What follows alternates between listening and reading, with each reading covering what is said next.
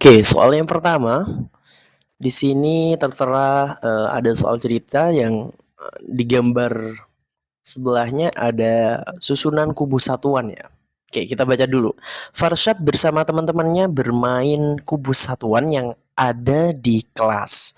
Mereka ingin membuat sebuah balok ya. Saya tandahkan di sini sebuah balok dari beberapa kubus satuan ya. Berarti yang dimaksud kubus satuan yang ini. Oke, selanjutnya sebelum mereka selesai membuat balok yang sempurna, waktu istirahat telah habis. Akhirnya terbentuklah bangun seperti gambar di samping.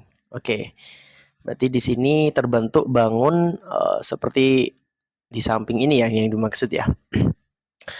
Pertanyaannya adalah berapakah banyak kubus satuan yang disusun oleh Farshad? Ya, tinggal kita estimasi gitu ya teman-teman ya.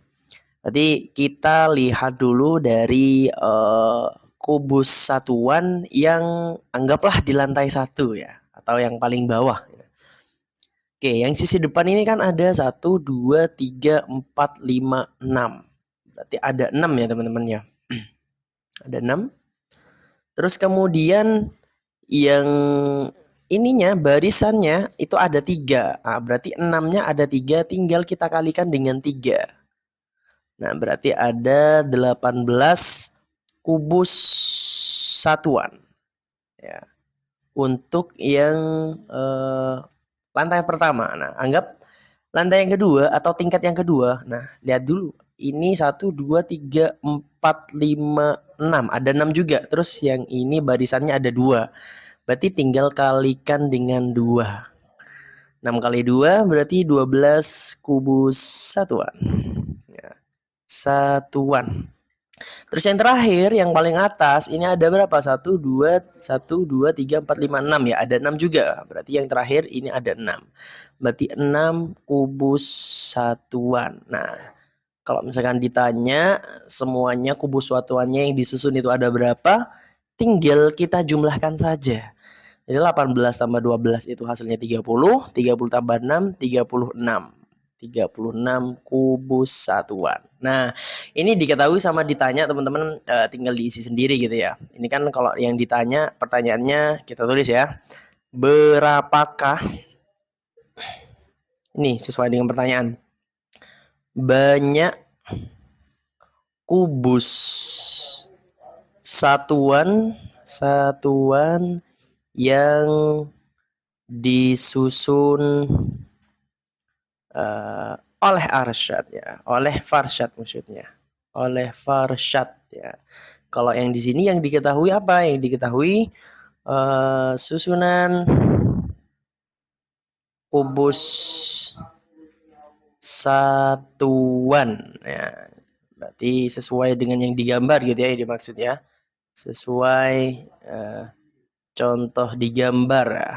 Nah, contoh gambar. Oke, berarti nanti kesimpulannya karena di sini ada kesimpulan jadi ya. Jadi ada 36 kubus satuan yang disusun oleh Farshad ya, yang disusun oleh Farshad. Nah, yang disusun oleh Farshad. Oke, itu nomor 1 ya. Berarti ada total 36 kubus satuan yang sudah disusun oleh Farshad. Oke, kita coba soal yang kedua. Ini soalnya adalah tentang tangram ya, teman-teman ya. Tangram ini dijelasin bahwa sebuah permainan teka-teki transformasi. Permainan ini terdiri dari 7 keping potongan tan. Oke, permainan ini bertujuan untuk menentukan pola tertentu menggunakan ketujuh potongan. Ketujuh potongan tersebut tidak tumpang tindih. Oke ya, seperti contoh yang ada di sinilah ya teman-teman ya.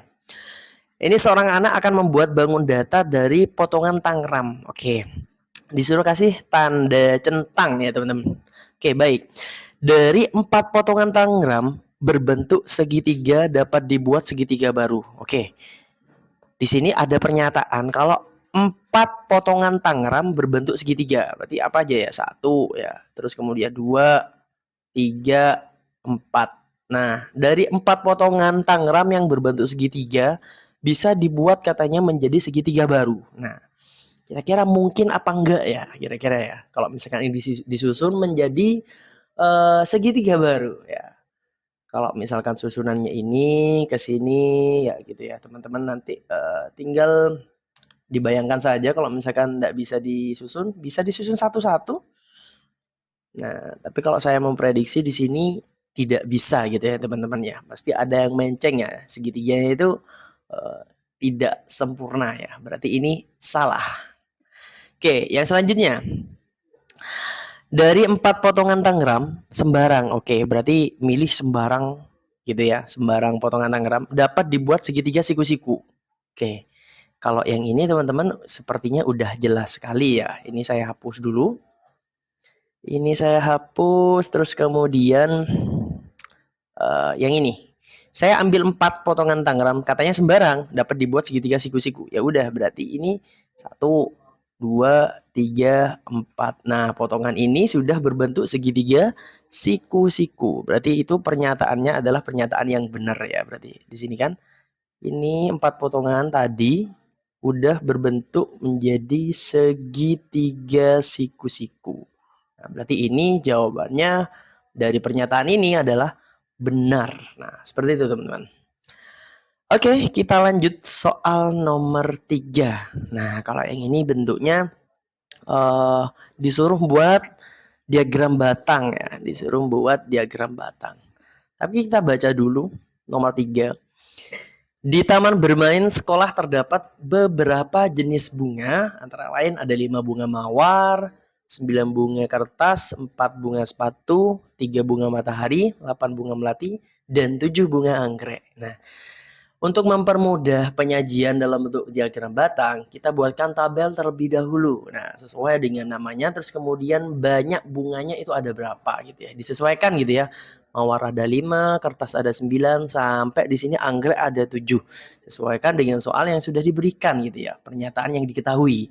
Nah, terus kemudian kita buat seperti ini teman-teman ya. Nah, seperti yang sudah kita pelajari, berarti kita buat di sini seperti koordinat kartesius ya, teman-teman ya. Ya, intinya buatlah sisi tegak sama sisi horizontal di sini, yang kalau sisi tegaknya ini menandakan bahwa informasi yang menunjukkan banyaknya bunga ya, ada berapa buah seperti itu bunganya.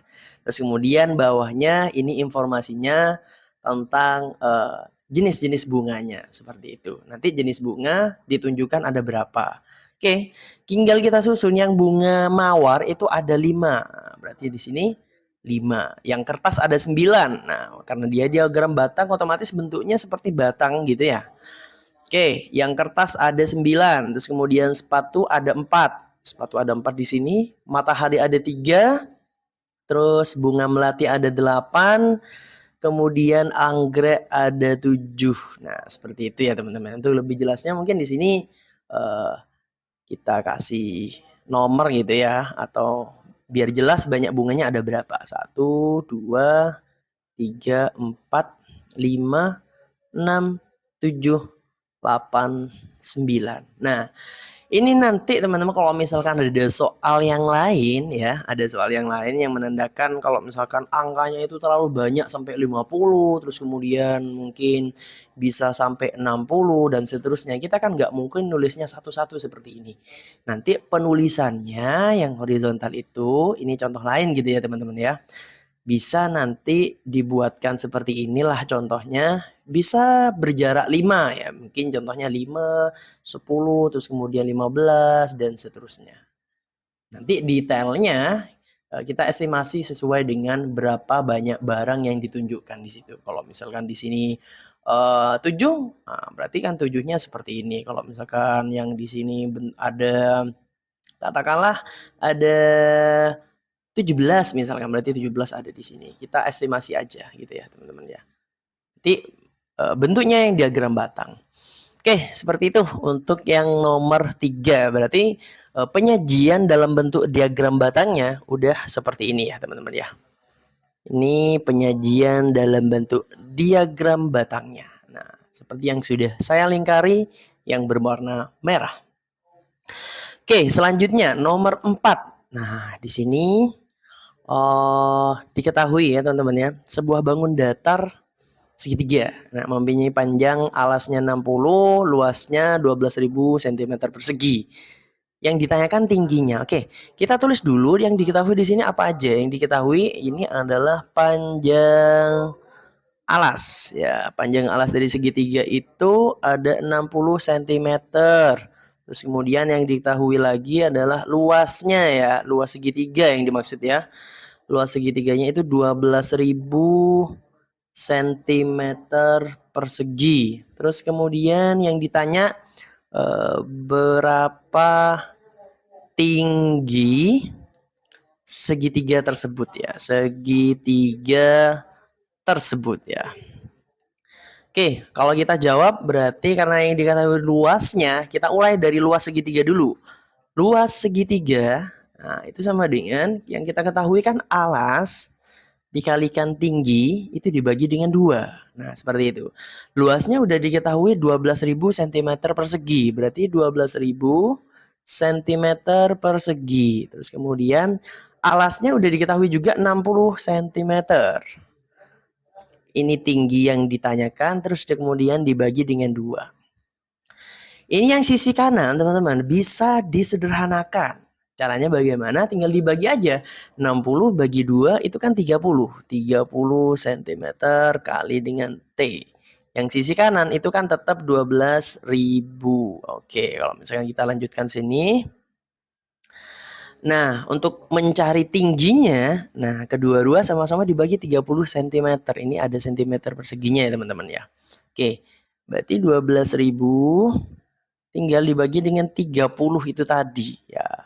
Yang ini satuannya cm persegi, ini kan cm.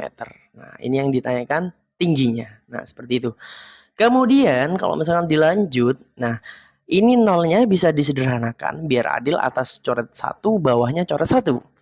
Nah, ini kan 12 bagi 3 hasilnya 4. Nah, sisa nolnya yang di atas itu ada 2, 0, 0. Nah, ini kan cm persegi dibagi cm, itu nanti hasilnya cm ya. Atau kalau tinggi itu pasti satuannya cm, gak mungkin cm persegi ya, seperti itu. Nah, ini udah diketahui. Kesimpulannya adalah jadi tinggi ya, tinggi dari segitiga ya, tinggi dari bangun segitiga tadi ya, bangun segitiga tersebut, anggap aja tersebut ya, tersebut adalah 400 cm. Oke, seperti itu. Itu untuk yang nomor 4, teman-teman ya. Kemudian yang nomor 5. Nah, di sini. Di sini diketahui rak dinding seperti gambar yang udah tertera di sini, teman-teman. Paling sedikit berapa sentimeter kayu yang harus disiapkan katanya supaya untuk membuat rak dinding tersebut. Oke, kita estimasi aja. Karena di sini jarak ini ke sini itu 60, otomatis kan ini segitiganya segitiga sama sisi ya, teman-teman ya. Kalau segitiga sama sisi maka semua sisinya itu sama. Nah, kalau panjang sini sampai ke sini itu 60, maka kalau misalkan separuhnya, nah bisa kita tebak langsung separuhnya dari 60 itu 30 ya. Berarti 30 ya. Di sini 30, di sini 30, di sini 30. Nah, ada 30 cm untuk setiap satu segitiga sama sisi. Nah, kalau misalkan di sini yang diketahui, kita tulis aja yang diketahui apa? Panjang ya. Panjang alas segitiga besar ya, segitiga besar ya. Ada 60 cm. Nah, yang ditanya adalah berapa sentimeter ya? Berapa sentimeter kayu yang harus disiapkan ya? Minimal yang harus disiapkan ya, disiapkan. Nah, Oke, cara jawabnya gini aja teman-teman. Karena yang ditanyakan adalah intinya panjang kayu ya, minimal yang harus disiapkan. Itu kan berarti hubungannya dengan keliling gitu ya. Keliling ya. Berarti keliling ya. Kalau keliling segitiga misalkan sama sisi berarti sisi tambah sisi tambah sisi. Nah, karena di sini dari segitiga itu tadi kita udah asumsikan kalau 30 ya, yang kecil. Kalau yang besar ini kan 60, separuhnya berarti kan 30. 30 cm. Nah, 30 cm untuk dari satu segitiga. Oke, berarti 30 cm tambah 30 cm tambah 30 cm itu 90 cm. Itu keliling untuk satu segitiga. Nah, karena di sini segitiganya ada 4, maka tinggal kalikan 4 aja untuk membuat minimal kayu yang harus kita siapkan. Seperti itu. Tinggal kali 4 karena ada 4 segitiga. Ya, 1, 2, 3, 4. Ya, ada 4 segitiga. Maka di sini harus kita kalikan dengan 4. Nah, jadi di sini 360 cm. Nah, nanti kesimpulannya jadi diperlukan minimal 360 cm untuk membuat rak dinding ya, untuk membuat rak dinding. Oke, seperti itu. Itu untuk yang nomor 5 ya. Jadi yang kita butuhkan adalah 360 cm. Oke, baiklah. Kita lanjutkan ke nomor 6. Nah, di sini sama juga teman-teman. Ini mungkin materinya tentang diagram gambar ya, teman-teman ya. Ini kan ada pernyataan terus kita suruh tulis yang mana yang benar, yang mana yang salah gitu ya. Oke, pernyataan ini apakah benar atau salah? Kita butuh informasi terlebih dahulu dari pernyataan ini. Kita baca dulu. Ada buah naga merah segar gitu ya, banyak sekali gizi dan nutrisi gitu ya. Nah, di sini kandungan gizinya itu sama nutrisi berat dari buah naganya 170 gram. Nah, kandungannya ini ada karbohidrat, terus kemudian ada kandungan apa ini yang biru-biru sama kuning, ada di keterangan. Kalau yang keterangan yang biru ini berarti 5 gram, kalau yang kuning ini 1 gram kandungannya. Oke. Ada lagi 170 gram buah mangga katanya yang matang. Terus kemudian terkandung 24 gram gula dan 3 gram serat. Oke. Mari kita bahas di sini langsung gitu ya. Ada mangga sama buah naga ya. Buah naga sama mangga. Oke. Di sini saya tulis seperti ini aja dulu. Yang pernyataan satu itu membandingkan tentang kandungan gulanya, teman-teman ya. Oke. Berarti di sini kandungan gula. Oke. Kita bisa lihat kalau kandungan gula dari buah naga. Kita lihat di sini. Gula dari buah naga ini kan terdapat 2 biru sama 3 kuning gitu ya. Kalau satu birunya itu kan 5.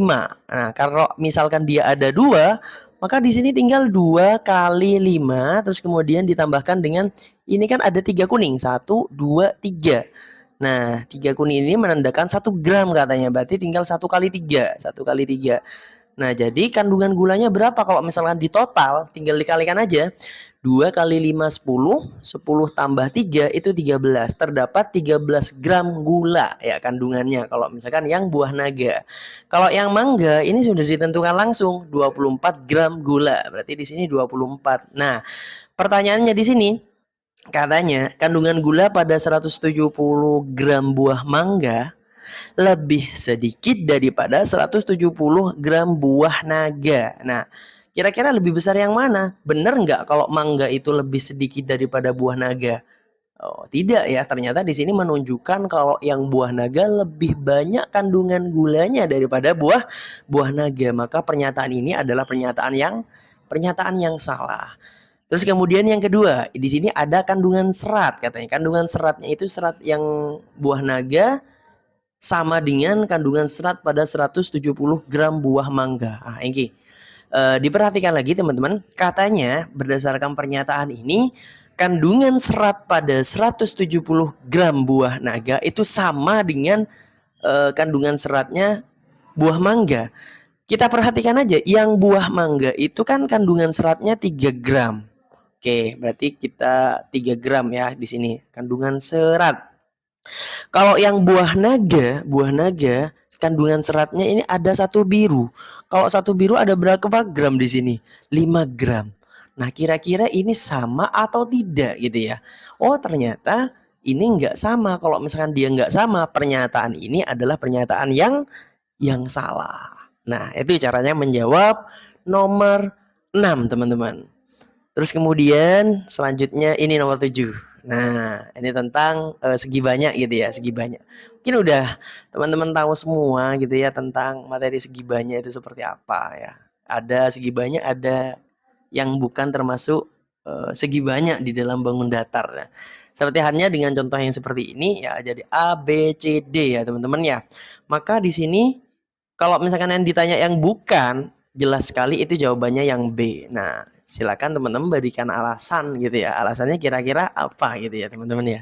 Boleh buka baca di buku juga banyak sekali ya teman-teman ya. Di situ jelas sekali alasannya. Nah, seperti itu. Ini kalau misalkan salah satu dari bangun itu sudah berbentuk melingkar seperti ini, itu bukan termasuk segi banyak. Nah, seperti itu.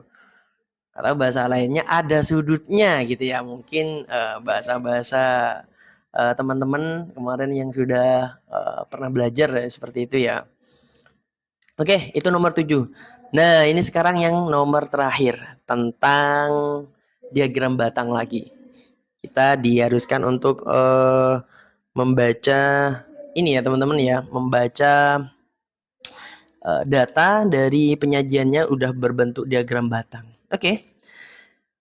Di sini datanya berbentuk diagram batang. Ini ada nama-nama siswa yang ikut lomba ya teman-teman ya. Ada yang ikut lomba matematik ada 15 siswa, terus yang IPA ada 6, terus kemudian yang ikut lomba bahasa Inggris itu ada berapa di sini. Oh, berarti ini yang ditanyakan gitu ya teman-teman ya. Lomba bahasa Inggris itu nggak ada di sini, nggak diketahui.